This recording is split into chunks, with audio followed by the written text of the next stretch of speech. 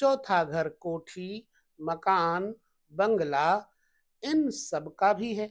ये दोनों चीजें बड़ी दुर्लभ हैं। अब सुख शांति दोनों कैसे मिलती हैं? आपकी जन्म कुंडली में बैठे हुए पिछले पुण्य के कर्मों से जो ग्रह हैं वो आप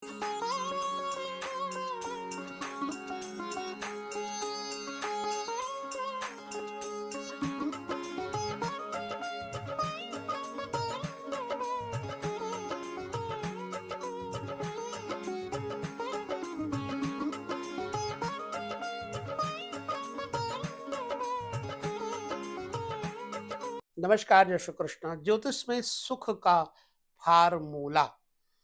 सुख भाव मजबूत होने पर ही व्यक्ति को कर्म का सुख प्राप्त होगा, नहीं तो कर्म लाख कर डाले कोई पर सुख नहीं होगा।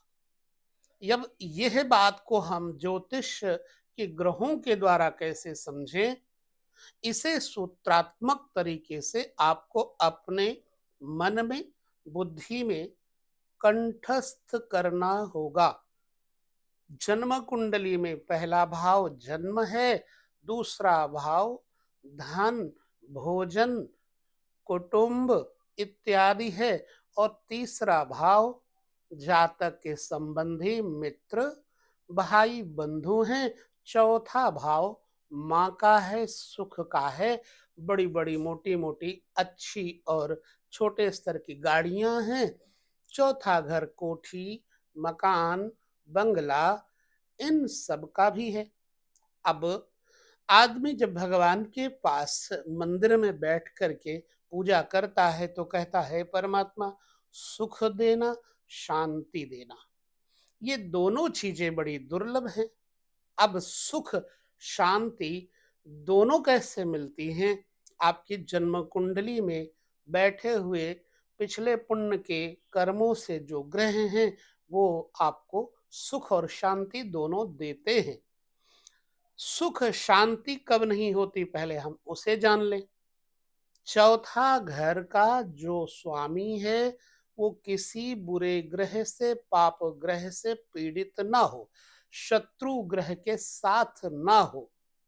तो दूसरी बात, चंद्रमा चतुर्थ भाव का, सुख भाव का कारक है। यदि चंद्रमा भी शुद्ध शुभ ग्रहों के साथ हो तो व्यक्ति को चाहे कुछ भी ना हो उसके पास सुख मिलता ही मिलता है। चौथा घर दूषित कब होता है, बुरा कब होता है, इसके लिए आपको पहली बात देखना है कि छठे, आठवें, 12वें भाव के ग्रहों की, राशियों के स्वामी कहीं कोई दृष्टि या युति तो नहीं कर रहे, ये देखना है। जैसे छठे घर के स्वामी के और चौथे घर के स्वामी के दृष्टि योग होने पर आपका सुख नष्ट हो जाएगा, रोग, दुश्मन और कर्जा बढ़ेगा। इसी प्रकार से चौथे घर के स्वामी के साथ आठवें घर के स्वामी ग्रह का कोई योग बनेगा, चाहे वो दृष्टि योग हो, चाहे वो युति योग हो, तो भी आपका सुख बर्बाद हो जाएगा, सुख नहीं मिलेगा। बड़ी साधारण सी बात कर रहा हूं, बहुत लंबे चौड़े सूत्रों को लेकर आपने नहीं समझना, तो हल्के से समझना। अब सुख भाव का और 12वें घर के स्वामी का युति या दृष्टि योग कहीं होता होगा तो भी आपको सुख नहीं मिलेगा। जिंदगी भर खर्च करते रहने पर भी आपको आराम और चैन की नींद नहीं मिलेगी।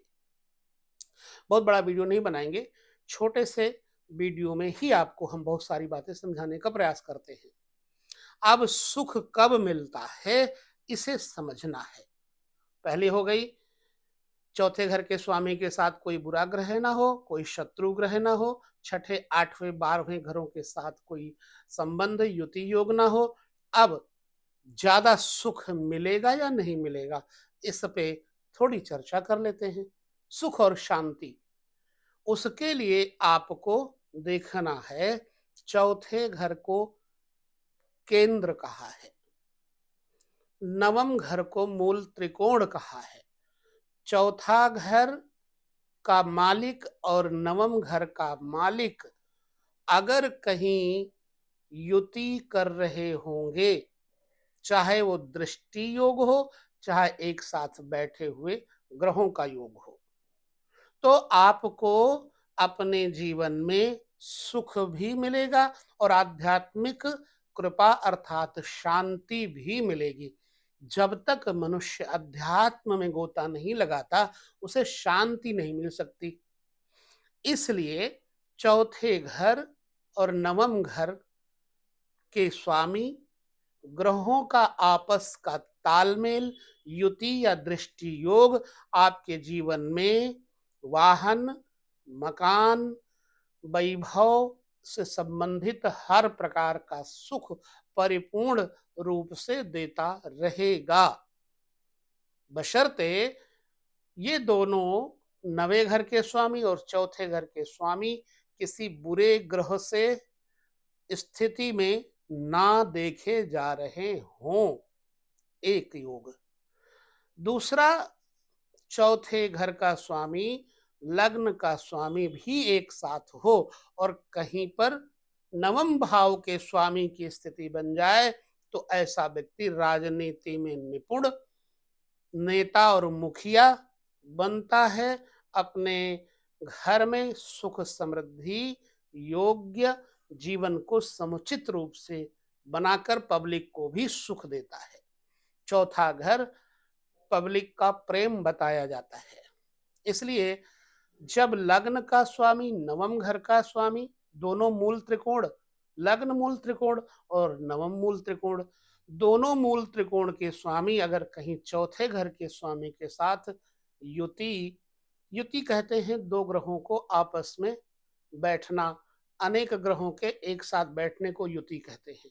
दृष्टि कहते हैं कि जैसे चतुर्थ घर का स्वामी नवम घर के स्वामी को कहीं से देखता हो, नवम घर का स्वामी चतुर्थ घर के स्वामी को देखता हो, इस तरह इसको दृष्टि योग कहते हैं। अब एक मूल त्रिकोण और है।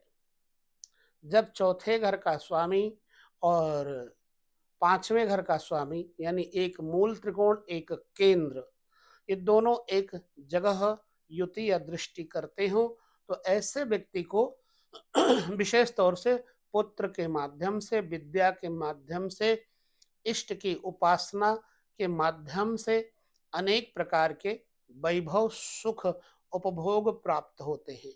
पांचवा घर बड़ा ही बढ़िया उत्तम घर कहा गया है, इसे मंदिर कहा जाए तो बुरा नहीं है, क्योंकि ये इष्ट का घर है। पांचवा घर आपका बहुत महत्वपूर्ण है, इसलिए पांचवा घर पुत्र का भी है, पांचवा घर विद्या का भी है और पांचवा घर अनेक रहस्यों का है, पूर्व जन्म की स्थितियों का है। इसलिए पांचवें घर के स्वामी को साधारण नहीं समझना।